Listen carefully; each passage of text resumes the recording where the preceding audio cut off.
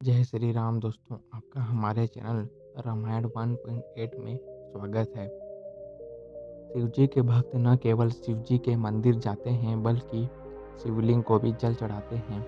लेकिन क्या कभी आपने नोटिस किया है कि लोग शिवलिंग पर जल चढ़ाने के बाद अपनी इच्छाएं नंदी के कान में जरूर बोलते हैं?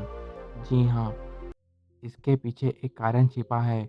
वही नंदी के किस कान में अपनी इच्छाएं बोलनी चाहिए, इसके बारे में भी पता होना बहुत ज़रूरी है। आज का हमारा लेख इसी विषय पर है। आज हम आपको अपने इस वीडियो के माध्यम से बताएंगे कि नंदी जी के कानों में अपनी इच्छा को क्यों बोला जाता है। साथ ही इसके नियमों के बारे में भी बताएंगे। नंदी के कान में क्यों बोला जाता है? बता दें कि भगवान शिव हमेशा तपस्या में लीन रहते हैं। ऐसे में नंदी इस बात का ख्याल रखते हैं कि कोई भी उनकी तपस्या को भंग न करे। यही कारण है जो भी भगवान शिव के पास अपनी परेशानी लेकर आता है और नंदी उन्हें रोक लेते हैं, जिससे कि भगवान शिव की तपस्या भंग ना हो। ऐसे में लोग नंदी को अपनी परेशानी बताते हैं और नंदी भगवान शिव तक उसकी परेशानी पहुंचाते हैं। यही कारण है कि आज भी नंदी के कानों में अपनी परेशानी या इच्छाएं बताई जाती है और ऐसा माना जाता है कि भगवान शिव तक उनकी परेशानी पहुंच जाए। कहते हैं कि भगवान शिव ने नंदी को वरदान दिया है कि जो भी उनके कान में आकर अपनी मनोकामना कहेगा, उसकी सारी इच्छाएं पूरी होंगी।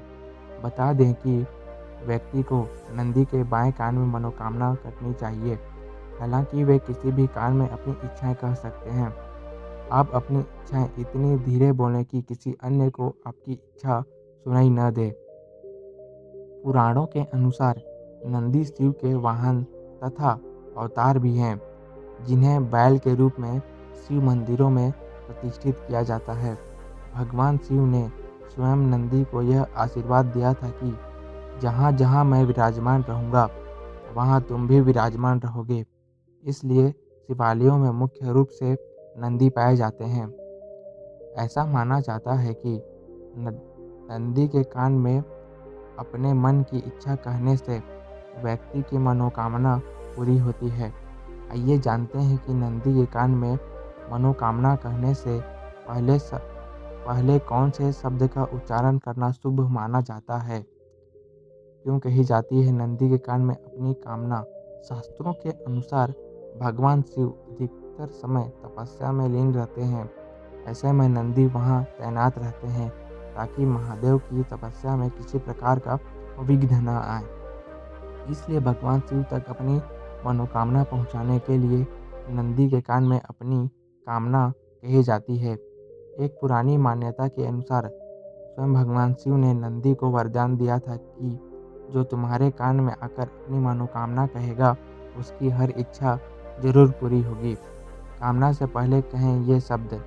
शास्त्रों में ओम शब्द को पूरे ब्रह्मांड का प्रतीक माना गया है। इसलिए नंदी के कान में अपनी कामना बोलने से पहले ओम शब्द का उच्चारण करना चाहिए। इससे आपकी मनोकामना भगवान शिव तक जल्दी पहुंचती है। कहा जाता है कि व्यक्ति को अपनी मनोकामना नंदी के बाएं कान में बोलनी चाहिए।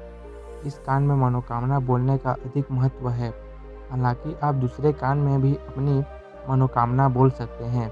नंदी को भगवान शिव का प्रमुख भक्त माना जाता है। इनकी स्थापना प्रत्येक शिव मंदिर में भगवान शिव के सामने की जाती है। ऐसा माना जाता है कि भगवान शिव के वाहन नंदी हैं और वो भगवान शिव को सबसे ज़्यादा प्रिय हैं।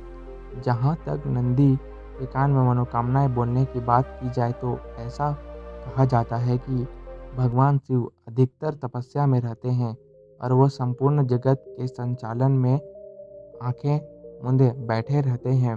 वहीं नंदी को चेतना का प्रतीक माना जाता है, जो खुली आंखों और खुले कानों से छिपी हुई बातों को शिव जी के सामने व्यक्त करते हैं।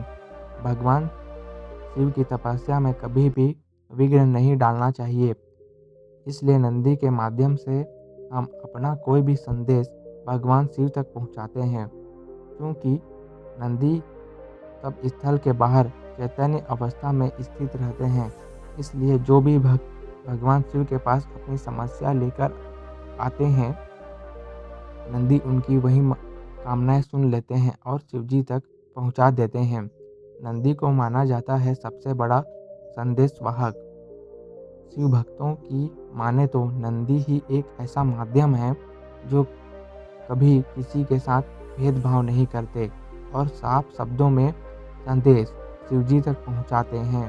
यही वजह है कि उन्हें भगवान का संदेशवाहक कहा जाता है। नंदी शिव जी का प्रमुख गण है, इसलिए भगवान शिव भी उनकी बात मान लेते हैं। एक पौराणिक कथा के अनुसार एक बार भगवान शिव माता पार्वती के साथ ध्यान कर रहे थे और नंदी जी ने फैसला किया कि वह भी उनके साथ ध्यान में लीन होंगे।